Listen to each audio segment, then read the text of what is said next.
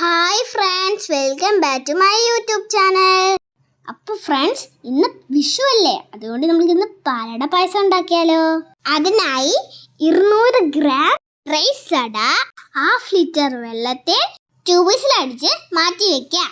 പിന്നെ ഒരു കട്ടിയുള്ള പാത്രത്തിൽ 1 ലിറ്റർ വെള്ളവും 3 ലിറ്റർ പാലും 1 സ്പൂൺ നെയ്യും ഒഴിച്ച് 1 ലിറ്റർ പാലാവുന്ന വരെ വറ്റിച്ചെടുത്ത് കുക്കായ അട അതിലേക്ക് ചേർത്ത് നന്നായി ഇളക്കുക. എന്നിട്ടോ 400 ഗ്രാം ഷുഗറും 2 സ്പൂൺ നെയ്യും ചേർത്ത് വീണ്ടും നന്നായി ഇളക്കുക. അപ്പം നമ്മുടെ പാലട പായസം റെഡി.